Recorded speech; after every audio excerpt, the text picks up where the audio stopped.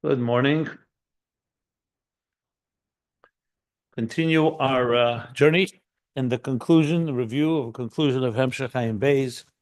We are at the top of page 1421. 1421. Aleph Taf Chaf Aleph.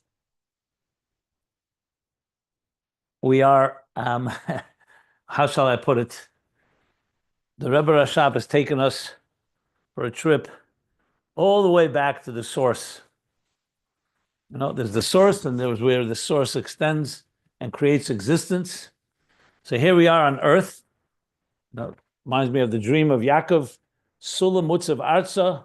The ladder is firmly planted on the ground. But Reishe Magia Shamaima, the top of the ladder reaches up all the way into heaven. And here we've gone to the highest levels, even beyond heaven, beyond existence, for that matter, before the Tzimtzum, and before the Tzimtzum itself, the levels that he's describing. So in general, before the Tzimtzum, we call it Hakol Batzmus, because it's not an existence. It's all the energy that God so-called put into place, where existence will ultimately emerge after the Tzimtzum. But pre-Tzimtzum simply means pre-existence. But it's not Atzmus, pure Atzmus, where there you can't even call that pre-existence, because there's no existence altogether. There's just God, God. So God shows to have a name.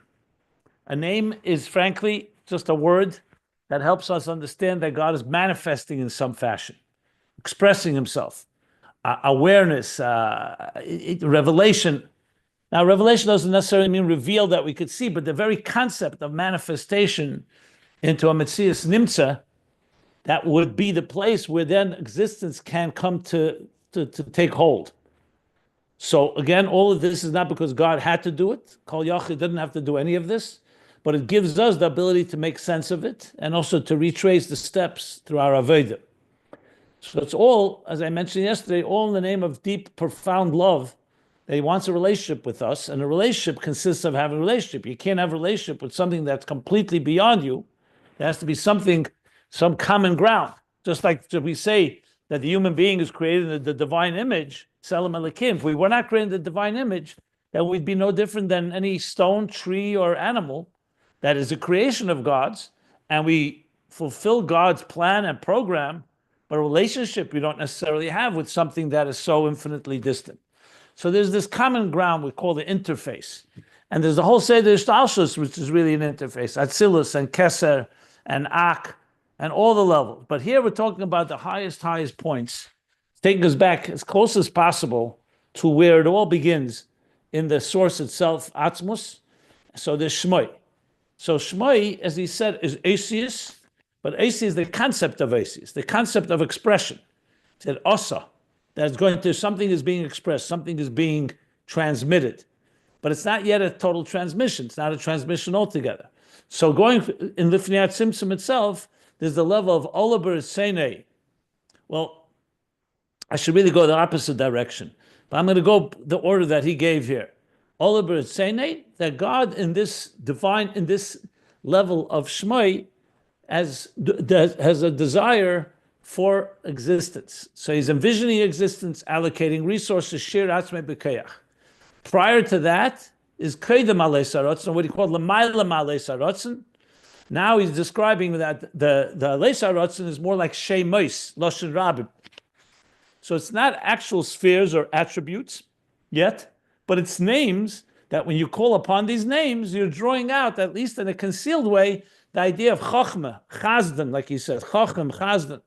But it's still in the concealed level. So why is it called Esser Spheres, Agnuzis? Because it's not spheres, it's only names. When will they become spheres? After the Tzimtzum, then they'll become hidden spheres in Keser, in the outer dimension of Keser, and then revealed spheres, revealed attributes in Atzilus itself. But right now we're talking about the concept of these attributes. Higher than that is Shem Echad, the level of Echad. It's completely unified. There's no specifics even. Like he said, the expression, just to use the words here, he said it's Lamaila, let's look at the exact words. He said, Let's just read this.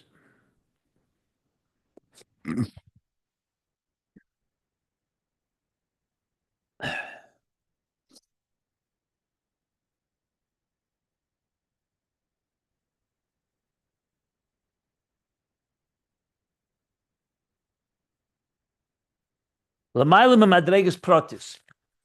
Can't even give it any specific. There's no specifics there. It's just an oir. It is an oir and a gili, like he says, because it's already some amshacha because it's a shame. But it's but it doesn't have any details yet. That's the level of shem echad. From that will emerge. From that will create the next of specific names, which is the 10 hidden spheres. And the names again are concepts, archetypes, if you wish. Archetypes, conceptual archetypes even. I wouldn't even call them archetypes. That are the 10 hidden spheres that has a shaykhus el. So in the gili, after the, in the gili, in Lifnei Tzimtzum itself, there's a gili la'atzmei, and there's a gili l'zulose, meaning what is relating to what will become later existence. Now, there's no one there that's calling anyone by name, so there's, but it's leaving room, like he said in the Sinus Mokim. It creates an Sinus Mokim. That was the key emphasis where he said, so you can't call it a sphere, but you can call it Sinus Mokim. He's allowing the potential, the capacity that when it'll be called by name, you can draw out an attribute from that, because of course God is called Yecholes, so you can have all these attributes, but they're not yet shaped or formed at all. So we have everything in a very seamless and shapeless way. Then you have the specific names, but it's all still Lifnei Tzimtzum. Then came the third level, Etzem ha'er. Etzem ha'er, he said, Kol b'atzmus she'ena b'klal b'chinas hamshachim min ha'atzmus. Here it's not even any hamshachim min ha'atzmus. And this gives the example for koiches atzmim, the core faculties as they are in the soul, not even concealed faculties as they are, let's say, like Shenius Kesser, where they're not revealed, but they are faculties or attributes. Here, it's not even anything. It's klulim be'etzem, v'kol hakol be'etzem. The rule is anything that's encompassed in the etzem, hu kamoya etzem. How do you hu kamoya etzem? And that's this etzem ha'er miyuchid, which is the level of achdus. You can't even call it Shem Echad. What can you call it? Yachid. And he distinguishes now the difference between Echad and Yachid. Echad, at the end of the day, means a harmony of details. So even though there's no details yet, it's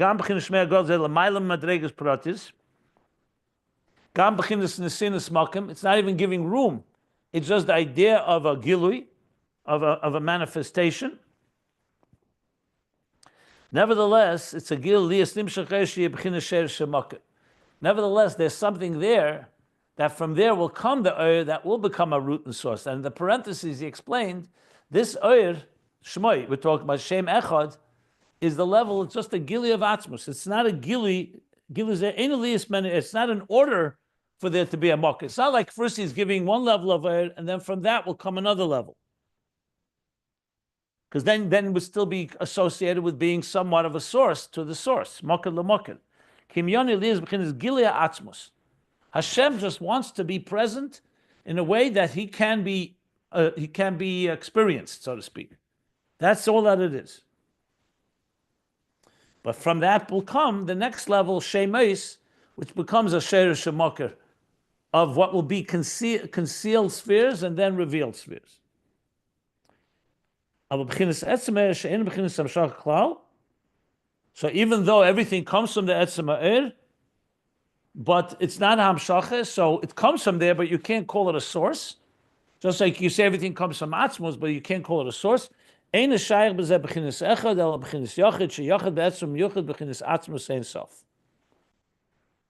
that's where we stopped. This is Yochid Be'etzem, total singularity, where it's fundamentally all united with Atzmus Ein Sof, and you don't even have the concept. You don't even have the concept of Gili. So essentially, it's so then the question is, what is this then?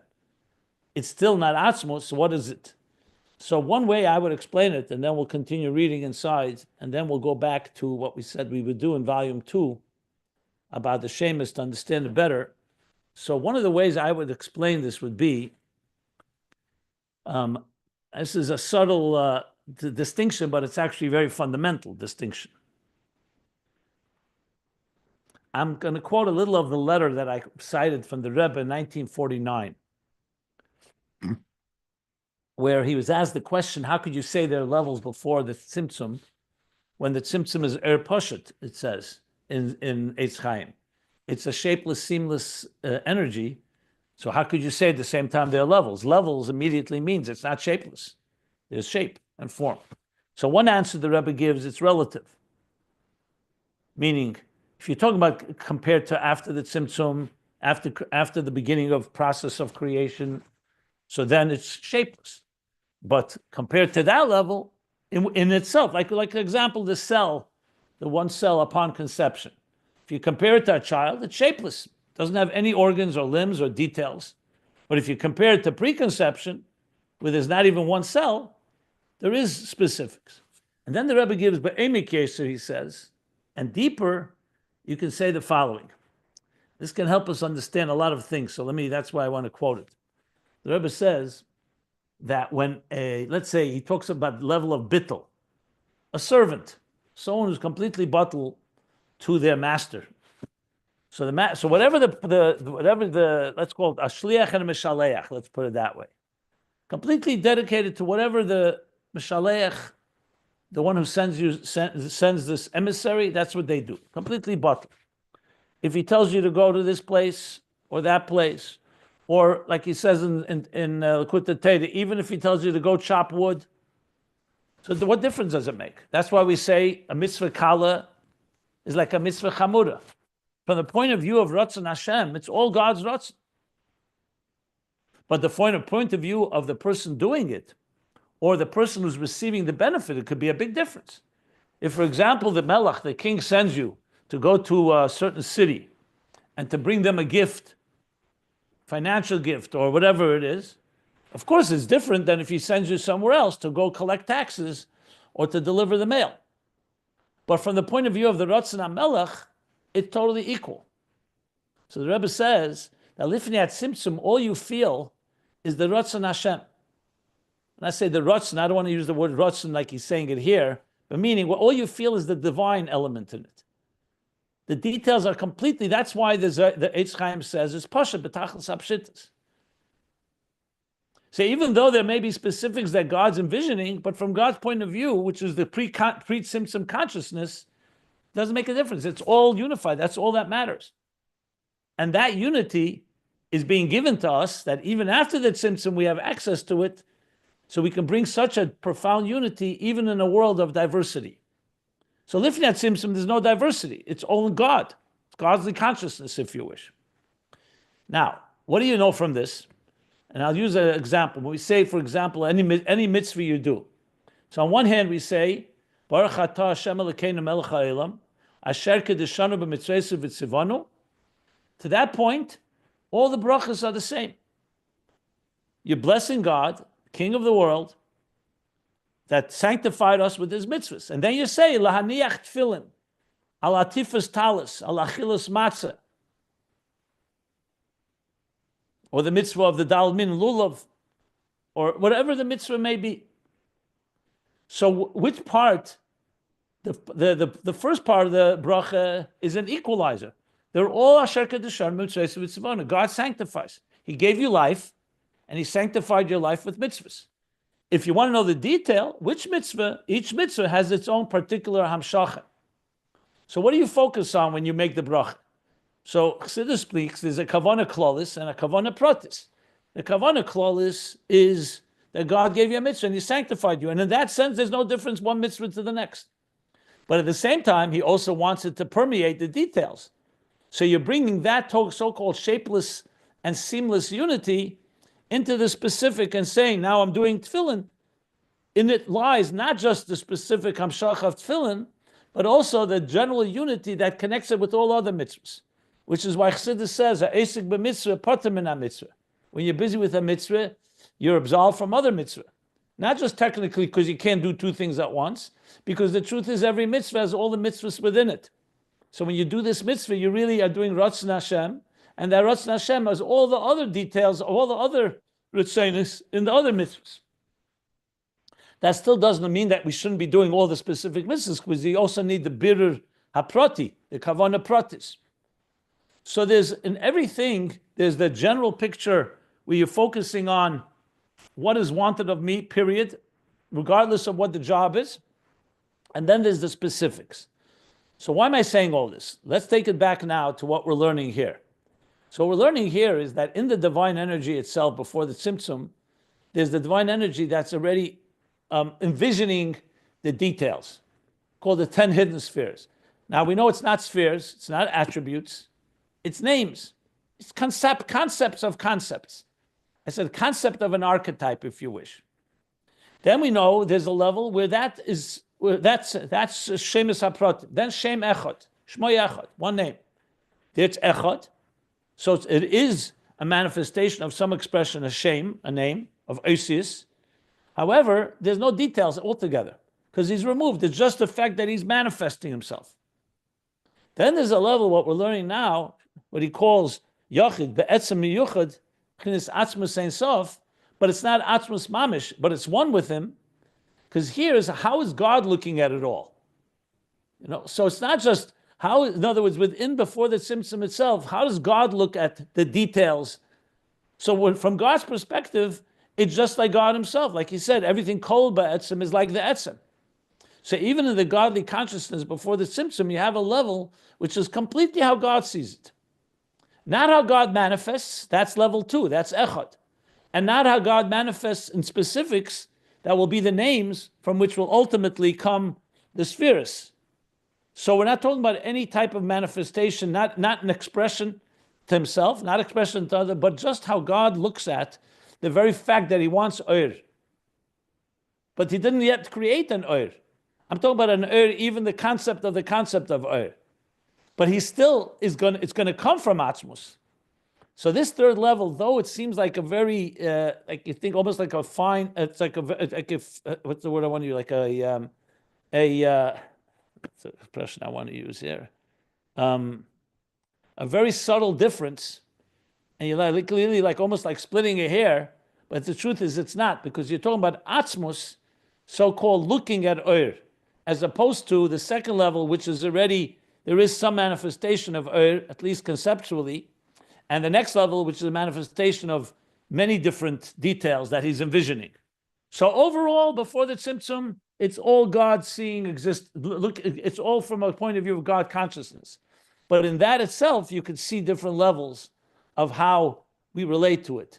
I mean, another example I would give for this. Were you trying to say a distinction without a difference? 1 second, I'm not finished, 1 second. One more example I'd give for this is the love we have, let's say, our love for our children. So I've talked about Ava Atzmis and Ava Shel Ispashtus Ava. So, there's enjoying your child, even an adult child, where you're having a good conversation, you're learning together, you appreciate him or her, you value their output, their contributions. So that's a love, of course. It's your child, so it's a deep love, but it's a love that's connected to something they're doing. Like you see, they came back from school with a good mark. You hug them. Beautiful, no problem with that. Then there's an Ava, which is like a more Ava Atzmis we talked about, where it doesn't matter whether they did something, didn't. You just see your child, or you even think about your child, and you want to hug them, period. And you say, why are you hugging me? I just love you, period. It doesn't need to manifest in any specific expression. But then there's the love within you that if not even manifesting in general terms. It's just that you have a fundamental core love for your child, even when you're asleep, even when you're not aware. It's just there. So it's still not you, it's your love, but the love is so much about you, is so much part of who you are that it doesn't manifest altogether. So even when you don't say anything or you don't express it. See, right there you have 3 levels. You have a love that's connected to details, to specifics, and you have a love that is there, it's expressed, but it's not specifics. And then there's a love, there's who you are. Your Etzem has a love for your child, as I said, doesn't need any expression. You don't even have to be conscious of it altogether. It's only an example, obviously, because we're humans, and God doesn't have this level, so to speak, because all of them that I just said is love. At the end of the day, there's an element called love, but it's just an example to show how you can have one thing, and you keep going deeper. You go all the way into the person himself, and you find that the love is embedded, like he said, Koiches Atzmim, the Etzem HaNefesh. There's still another higher level, which we'll talk about in a moment, but when we learn on. But that's how I would help explain some of what we're learning here. Okay. Anyone wants to ask anything, by all means, and then I'll continue reading inside. No, I just said you were looking for a word like just to describe it, and you sort of came down with different. But were you looking for the sort of cliche phrase, a distinction without a difference, or not really? No. But can you say that if you were explaining it to someone who had no idea what we're talking about, just to try and give them some sense of it? Say what are we describing here? The nature of Elokus in this level of Yachid, the different concept of a concept of a concept. So what word do you want to use? Just this phrase, a distinction. We say it's a distinction without a difference. It's like yes, it's unique in its own right, but it's still part of the same thing. I don't know. I mean, I've not really heard that word phrase. Okay. I'm not sure. Yeah, it's all right. Yeah, well, usually it's used in a negative way. Someone's arguing with you and they try to distinguish one thing from another, like splitting hairs. You say, well, that's a distinction without a difference. But I didn't mean it in that negative way. Okay, but, I got it. I understand. Okay. So we continue on line 2, top of page 1421. I'd love to see how I explained this a few years ago, because he says now like this, Omnam, however, Amitis in Shem HaAtzmi. So though we're speaking about Shmoi, we talked about Shmoi, Yachid, Shem Yachid, Echad, then Shemus Lashon Rabim, and now we talked about Yachid. So now he's saying Amitis in Shmoi HaAtzmi. He's using the word HaAtzmi. The real true level of the core name, hu hakol b'atzmus mamish. Now he's using mamish, hakol b'atzmus mamish. So when you read this, it seems obvious that he's moving now to a higher level. Because what's the umno? He's moving to a higher level than what we learned, even higher than Yachid. U'kamoy al derech mashal, and then it becomes very clear when he gives the example. Like, for example, Etzem HaNefesh, the Etzem HaNefesh, Shanese Hakel Ba'atzmei. So before we talked about Koiches Atzmim Haklulim B'Nefesh. That is, the Koiches are no longer hidden, revealed, or hidden. They're Atzmim, they are basically completely encompassed in the core. And anything that's encompassed in the core is like the core. Here, if you notice, he's saying it's Lamaila. We're talking the Nefesh Nesa. It's the Nefesh. You're looking from the point of view of the Nefesh, not the point of view of the Koiches. The Nefesh that carries within it. Nesa means to carry, but it can mean contains. Hakol ba'atzmei. Shezel Lamaila harba. That's much higher. Mibchinas haKoiches ha'atzmim haklulim ba'etzem. Then the third level, he's been speaking about the Koiches Atzmim in the mashal before, the core faculties as they're encompassed in the nefesh. So you can immediately ask, what's the difference? Both of them are not faculties. One, you're calling it the faculties included in the core, and the other, you're saying the nefesh containing or carrying these koiches, or carrying everything. That's why I gave that long example about Asher Kedushan b'mitzvahs v'tzivonu. Because the difference is, are you looking through the eyes of the koiches, and you're going into the core, like you're looking through the eyes of the the Shemus, the Shem Echad, and then going into the core Etzem, or you're looking from the eyes of Atzmus. And if you're looking from the eyes of, are you looking from the eyes of the koiches? So you go from the revealed faculties, take you to the concealed faculties, which in turn take you to the core faculties that are not faculties at all. They're just the archetypes, or not even the archetype, the concept of the archetypes, but you're still looking at it through the eyes of koiches. That's why he called koiches haklulim be'etzem HaNefesh. Or if you look at the other way, you're looking from the nefesh, a complete mamaylo lamata, so to speak. The nefesh is a seamless, shapeless entity called an Etzem HaNefesh, and it contains in it infinite possibilities, anything, including the koiches, like he says, nefesh nesa hakel ba'atzmei. Doesn't even say nefesh nesa koiches. Sometimes it says the nefesh contains or carries the faculties. Here it says nesa hakel ba'atzmei. So in other words, you're talking more about the koyach Atzmus. He's going to call this Yecholes in a minute. But the point is, you're talking completely from the perspective of Atzmus. Now, I know it sounds well the way I'm saying it right now, but if you start thinking about it, isn't all Ein Sof before the Tzimtzum from the perspective of Atzmus? Yes. But in that itself, there are levels. Because if you think, compared to after the Tzimtzum, everything before the Tzimtzum is how Atzmus sees it. That's why it's called Eira Kol B'Atzmusei. But in how Atzmus sees it can be also two ways, or say now four ways even. There's Atzmus sees it through the eyes of looking and envisioning existence.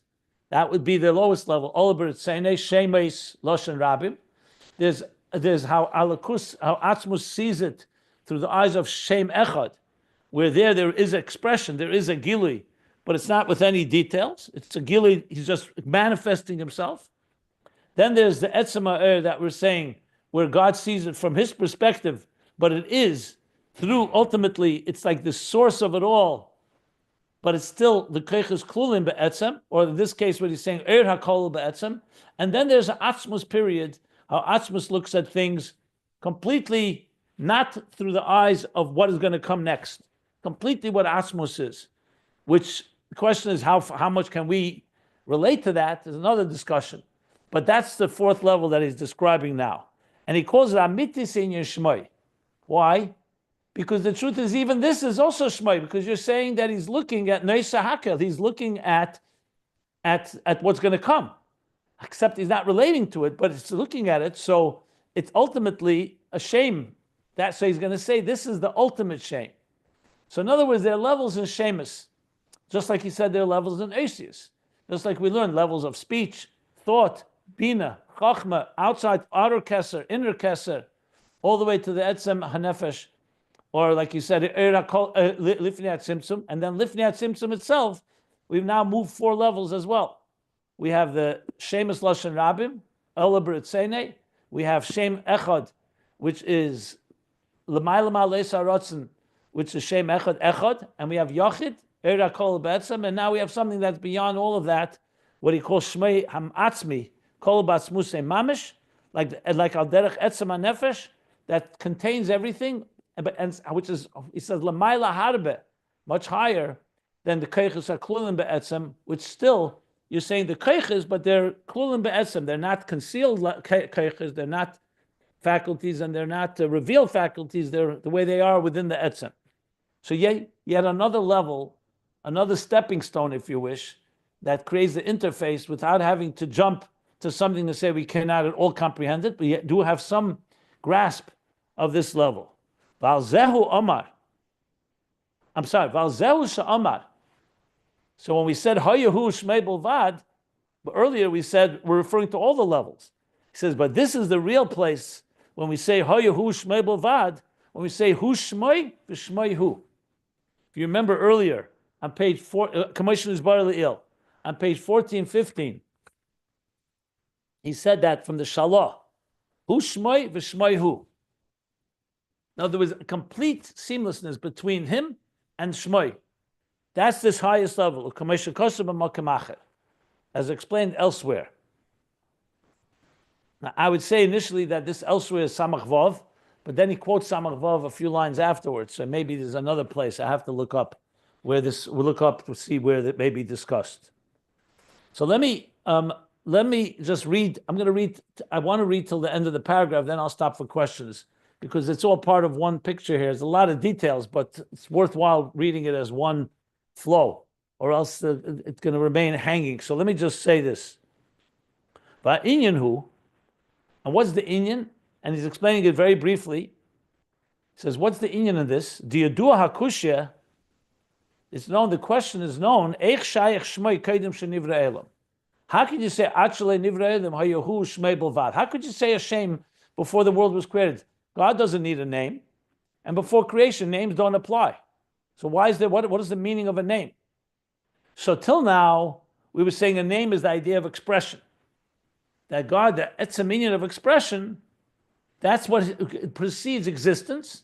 So not just God, who, but also Shmai, the very concept that he wants to be expressed. What level of expression? We have the different levels we've been discussing. But now he's going to give us the ultimate answer. Because the fact of the matter is, there's a level in Atzmus that who Shmai and Shmai who. That's why it's Shaykh, because he contains everything. It's telling us that God has the ability to be able to express himself. That's what we're talking now. We're not even talking about even the concept of expression or the archetype of expression. We're saying Atzmus. That's Kodesh Shenivra Elam. So he says like this, Acha Inyan hu. So what's the Inyan? The Bechinas Gilia Ermin Atzmus, so Bechinas Shem Canal. The very Gilia Ermin Atzmus, like we said earlier, is the level of shame. But how is it possible it should be Oyer and Gili Min Atzmus when Atzmus is not Gili? Now, of course, God can do everything he wants, but he's going to say like this. So how is it possible that we can, in a way we could understand it? Viziv, but it's saying poshet.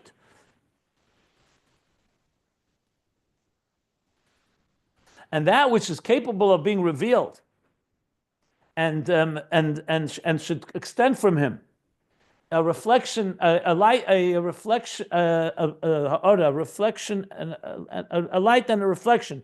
But it's saying poshet in a shape, in a seamless desire. B'chinas shemus hanal. That's already the gilui as it's coming into specifics.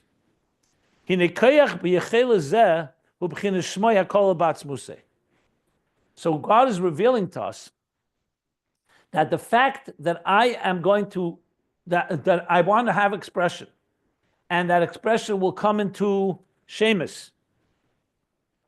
The fact that I have a shame, and that will come down into specific names, is because there's a koyach v'yechelezeh is the shmei hakol b'atzmusei.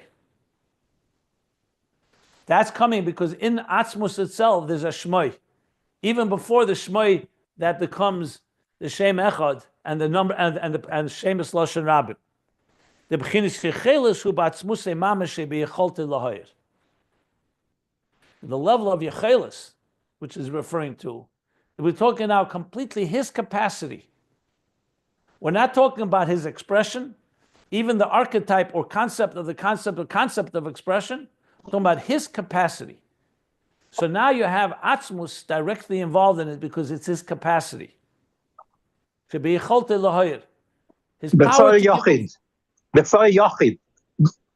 Even before Yochid. It's higher than Yochid. It's biyacholte lahoyer.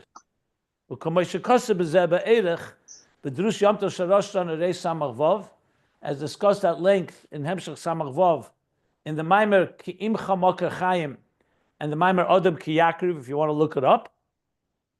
And that is what we're talking about here. The Yecholes HaAtzmus, to have a shame.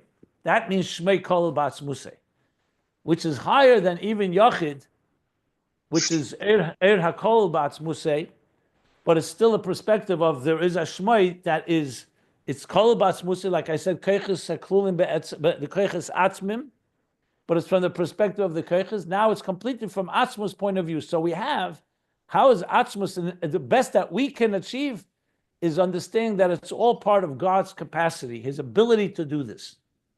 And that's called the ultimate Amiti Shmei HaKol B'Atzmusei, Shmei HaAtzmi HaKol B'Atzmusei, the Yecholes, the level of Yecholes. Whereas the levels below that, Yochid, Echad, and maybe Kadmon, not sure, but the third level, the Ola B'Rtzeine, are all not Yecholes. They're already, something has manifest in some way.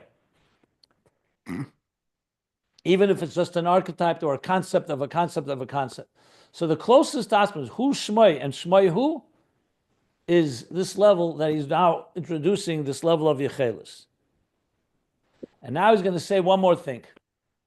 this is still not all of Atzmus. Because even Yecholes HaAtzmus means he has the capacity to give off, to express himself. Fine. So now we've revealed he has the capacity to express himself. But is there anything more in Atzmus than his capacity? Absolutely. That's what he adds now. If you remember the language, V'zeu b'chinas Tachtonoh She'bAtzmus. And even this Yecholes, L'hoyed, is the Tachtonoh She'bAtzmus. Why Tachtonoh? Doesn't mean the lowest, as in technically the lowest level. Second. It means ki. Madregas Tachtonoh. Why is it called Tachtonoh? Says mipnei shaloi zeu ikar alakus masha elam is mishavim memenu.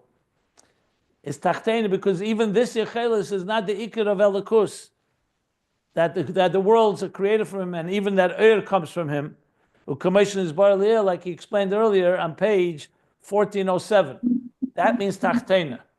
So when we say that even this highest level, it's still Atzmus itself is beyond this also. But now Yecholes, however, is as close as possible that we connect to Atzmus through his Yecholes, through his capacity. And as I said in Derech Mitzvah Sheresh Mitzvah Tefillah, the Rebbe, the Tzemach Tzedek says that this word Yecholes was the Alter Rebbe's innovation. Basically, the word he used when he wanted to talk about Atzmus in this highest level, he would call it Yecholes. He says he's called B'Shem Yecholes. Because it's, again, only human. We still, Dibra Teira B'Lashon B'nei Adam, we need to have some language to be able to communicate. So every word is inadequate, but the closest that he was able to come with a word that would describe something that's Atzmus alone is God's capacity, his ability. I don't even want to say ability because that sounds more like a koyach. He does say koyach v'yecholes, but his mainly yecholes is capacity. So you're talking about completely from the point of view of Atzmus, not from the point of view of koyches. Koyches atzmim, even yachid is still from the point of view of koyches ultimately. I don't want to call it mamata lamayla, obviously, because all this is mamayla lamata, but it's already in the levels before the tzimtzum. Each level moves a little closer, and even the lowest level is still not spheres, it's only names. It's only concepts of archetypes, even the lowest level. So of course, this requires plenty of explanation. What is the real difference between all these levels? And as I've always said, it's going to be through avodah that you can really understand it. So with that, we finishes the paragraph, and I'm stopped for questions. We'll go back, as we've said, we would learn volume 2. Maybe there we'll get some more explanation definitely about the Shemus, and maybe even explanation about this level as well. I don't recall if he talks about Yecholes there, but we'll see if he does. Okay. All of these dargas that you said, even Yecholes, is including in HaNefesh also. I'm middle of 1 second. Let me say something more. 1 second. Now, I just want to say this important. This is maybe from the deepest concepts of Chassidus you're ever going to learn. So keep in mind that if you're not getting it completely, don't be perturbed. Don't be frustrated. It makes a lot of sense not to get it. 1 second. Let me finish. Because this is, as I said, from the deepest concepts. And it's, as we spoke yesterday, this is not auto mechanics. It's not mechanical. It's not like mechanical steps. It's understanding very profound levels of higher reality. And we're talking about things that are really never spoken about. That's Kabbalah doesn't talk about these levels. This is pure Chassidus Chabad. And even when it talks about it, it always qualifications that there's the limitations of language, because how can you talk about an Etzem altogether? The Etzem, by definition, is an expression. His expression goes like this: Etzem bilti mizgala. Etzem bilti mizgala, which means that Etzem fundamentally defies expression. That's what an Etzem is. Not defies it because it can't choose to express itself, because it's not. Words are just not adequate enough. Like we talked about, that they're containers. So here we are speaking with our language about something that is not tangible in any way, and yet we are given the ability to speak about it. First of all, we're taught, and secondly, obviously Hashem planted something in our neshama that should be able to sense it. Can you really express, for example, the feelings? Liba lepuma legalia, it says. Your heart cannot be expressed in your lips, in your words, with your mouth. A song, the intensity and intimacy of a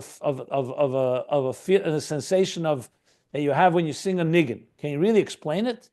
Or you just let someone hear the song and it touches them? And there we're talking human terms. Here we're talking about Etzem things. So just bear that in mind when you think about this and the questions you may have, because we're dealing with levels that are really beyond expression altogether, and yet we're be giving something to hold on to. So Yecholes becomes ultimately the best way to explain God's capacity for something. And that capacity to give off to express, will ultimately evolve into some concept of expression, concept of expression, till a concept of an archetype, and then an archetype, and then a concealed, and then actual attributes after the tzimtzum, and so on and so forth. So the beauty of this is that we, tangible people with parameters and boundaries and limits, mere mortals can reach even these type of high levels. That's the real chiddush here. So just keep that all in mind when you think about this. And now, since we know all of this, I think, and this is a question, that it's also the same thing, because it's by Atzmus like this, same thing is by Etzem HaNefesh here, though Lamato, it has all of these madreges. Not Yecholes for everything, but Yecholes for us. Correct? He's giving the mashal of nefesh nesa keiches, or nefesh nesa hakel, then keiches atzmim, and the keiches nelamim, keiches glum. The Rebbe Rashab is giving these examples, yeah. They're meant to be examples to help us understand this. So the answer is correct. Yes, what you're saying is correct.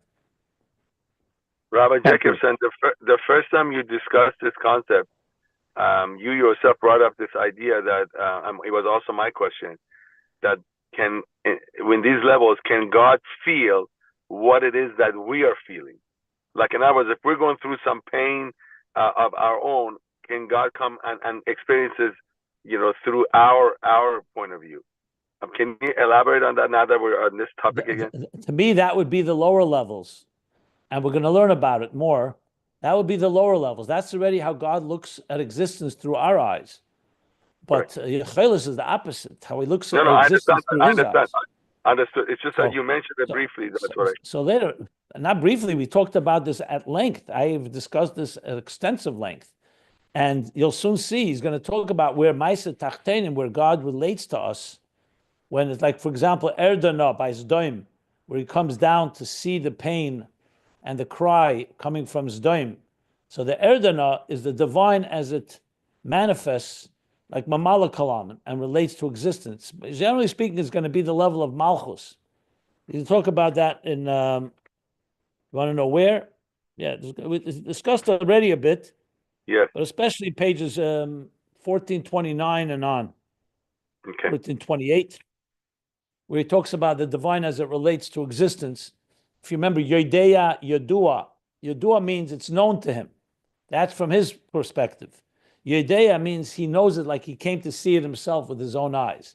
Now, obviously, you have to qualify. Atzmus can do anything he wants, and he can see existence through our eyes, even without manifesting in Mamala Kalam. But he wanted it to be, again, in a way that we can relate to. Like we say, Shchinta Begalusa. The Shchinta is in Golus. Obviously, he's not talking about Atzmus and the Yecholes Atzmus. But nevertheless, godliness manifests in ways that we can relate to us. So all of it comes together. Where does the Shem HaAtzmi fall in? Is it above Yecholes? Is it parallel with Yecholes? I think earlier he said Shem HaAtzmi is the level of Shem HaAtzmi, Yecholes. But it could be, I think Shem HaAtzmi could be Yecholte Lahoyer, Yecholte Shaloi Lahoyer. Right. So it's at the same level as Yecholes. I have to see if it says that explicitly, what I just said, whether it's Yecholte Shaloi Lahoyer, is that, but I know for sure that he says Shem HaAtzmi was Shem HaAtzmi. That for sure he said. That I remember. Let me see here. I'm going to pages. Page, top of page 1270. He says, Shmei hakol ba'atzmusei u'b'chinas Shem HaAtzmi. She'ena b'chinas klal ki b'chinas Yecholes. So he says there clearly, it's the level of Yecholes. So look Okay. at page 1270. Yeah, I'm there now. And then again at 1407 and 1408. Thank you. That he says explicitly there.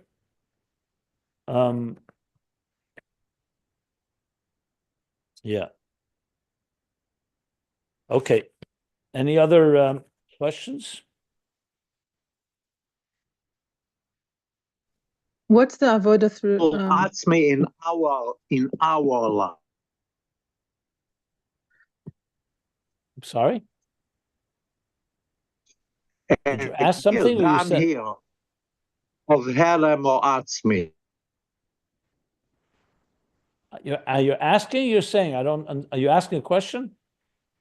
You could give us an example of Helem You just in your last statement you gave an example. Etzem nesekechus. Etzem HaNefesh nesekechus. No, but in life, in actual life. I thought I gave examples. I gave a whole example with love before of a parent. I mean, that's examples that I would give. Asher Kedushanim B'Tzveisav V'Tzivonu.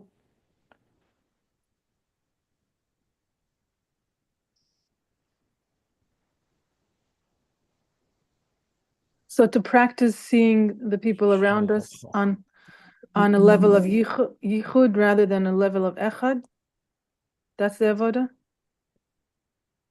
Well, there's many, many levels of avodah. As you see, I'm specifically staying away from talking about it in detail. But generally speaking, I gave some examples before. Levels of bittul. You know, talk about shliach and mishaleach. We know there's the shliach is bottled to the mishaleach. Only his action, or his arm, or his entire being. But then there's how the mishaleach sees the shliach. That the shliach is simply nothing but an expression of the mishaleach. That would be the ultimate bittul that we're talking about here, where you're not even an entity of your own. All you are is an extension of godly Yecholes, so to speak. I mean, I would prefer to explain it after we learn in maybe Ayin Beis and a few other things. And there's many, many ways of explaining it. Levels of bittul would be one way. And then b'chol levavcha, b'chol nafshcha, b'chol meidecha, which we'll learn shortly, is another. But ultimately, it comes down to whether you are seeing yourself through the eyes of God, or you're seeing God through your eyes. So that's in general terms. In general terms, it's about how much of God is present and how much of you are present.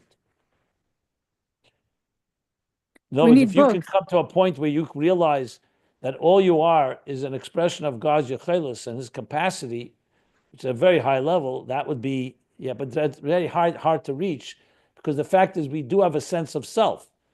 You're not going to find that easily. That's why I'd begin on the lower levels first, which is first seeing how God relates to us on our terms, then maybe seeing how God relates on His terms. To go to these higher levels needs a little more explanation. I'm not saying you can't find it within you, but I would first begin with understanding God on your terms, and then trying to understand God on God's terms. So that's where I would go to, but that needs more discussion, of course. How do you understand God on God's terms? By learning Torah, where God reveals Himself to us and tells us about Himself, like we're doing right now. We're being taught about something, how God looks at it, and then there's existence.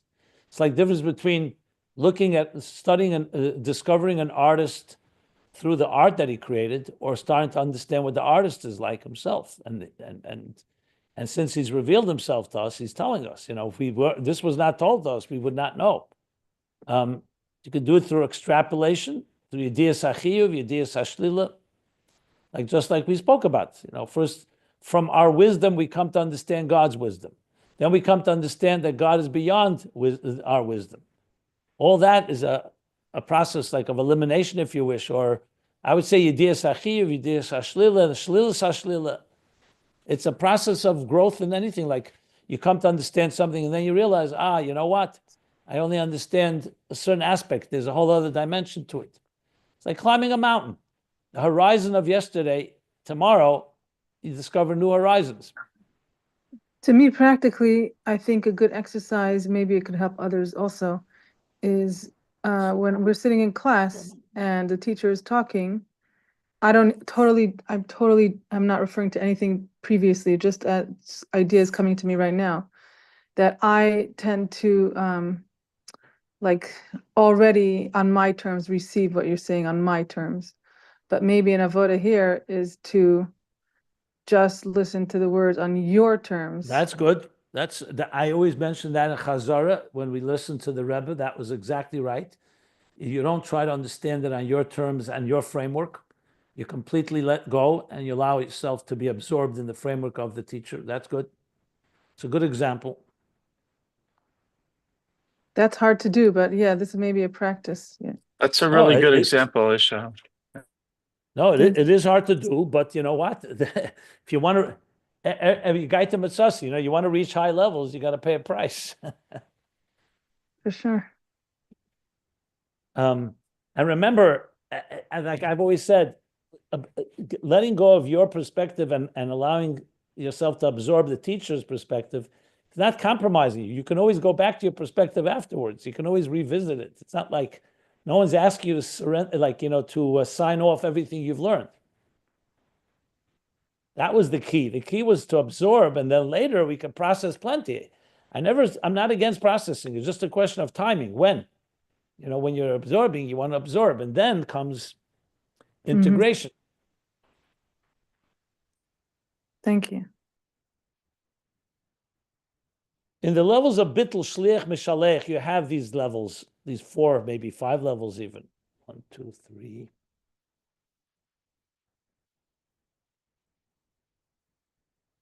Okay. Are there any other questions? Just in terms of count, I just made a little list. I'm trying to, whatever. So I see at least 5 levels. There's olas aratzon. There's karam olas aratzon. There's echad. There's yachid, and then there's yecholes. No. Echad is the level of kaidem ales aratzon. Okay. It's 4. Right here, there's 4 Okay. that I count, besides Atzmus mamish. Yecholes, yachid, echad, and maybe kadman or ales aratzon.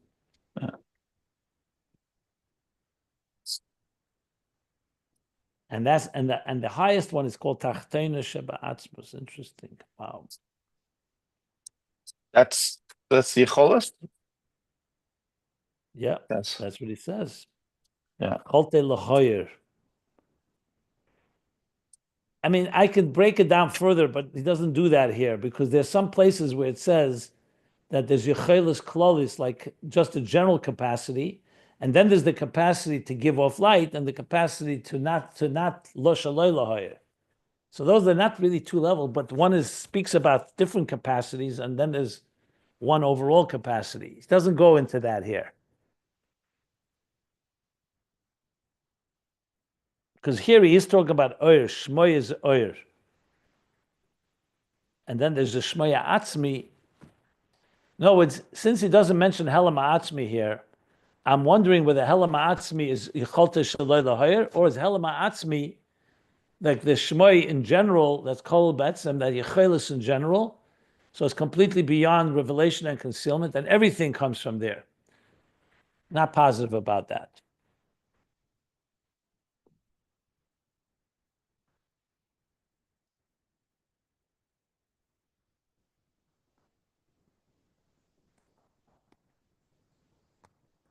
Because he also, even expression, when you say God expresses, he can also express his power of concealment. That's also an expression. Tzimtzum is also an expression. It's just an inverted one. Like it's a withdrawing one instead of a extending one. Interesting point to talk about, Very. Because he's not clear. Does he talk about Oyer as Gilui or Oyer as expression? That to me is not but it doesn't change the fundamentals. Just a question of the details. Okay, we'll stop here. End of paragraph, page 1421. Can I make a quick announcement? Yeah, and the before you next start? class, we're going to go back to volume 2, as we said we would do, and we'll learn a few pages there. Go ahead, Yitzchak. Thank you. So I just wanted to give everyone an update about Rabbi Jacobson's current fundraiser for his Hanukkah campaign. To my knowledge, so far we only have a few, 2 or 3 Ayin Beis group members who have donated to this Hanukkah campaign, which is again an effort to raise funds for operations and to build more content and use technology to leverage what's already in existence. And so this is an important sort of mini campaign to help bring in some operating funds. At this point, we're really shooting for as much for member participation as the amount donated. So any amount, $18 or 36, 54, 72, whatever is comfortable for you would be greatly appreciated, because we're trying to get more than 2 or 3 people from Ayin Beis to, and I recognize that many of you have already donated to prior campaigns this year, so thank you for that as well. Let's try to show the world that our Ayin Beis group adds light to the world, especially for Hanukkah. I've listed in the WhatsApp group a special link, which is meaningfullife.com/sponsorships, and you can click on 8 lights for 8 nights, and you can just put in whatever amount you want. I think there's maybe 1 or 2 instances where people were not able to use that link for some reason, and they made a donation generally on the website in general. And if you could just private message me if you did that, if you haven't already, so I know that you've made it. You don't have to tell me how much you donated. Just say I made a donation generally. I didn't see where it related to Hanukkah, but that way we can trace you, and our Ayin Beis group, quote unquote, gets credit. So please make it up. They're going to be closing the fundraising round probably tomorrow, because the Rabbi Jacobson's going to start making recordings for Hanukkah, which starts the Kratzmach, 25th of December. But it's eight separate Divrei Chassidus and Torah that he has to record, and they need to get materials ready and dedications and anyway. So please, if you're going to do this at all, please try and do it in the next day or so. And that will be greatly appreciated. Thank you very much. And a Freilich and Hanukkah to everybody. Okay, thank you. I'll stop here the recording. We said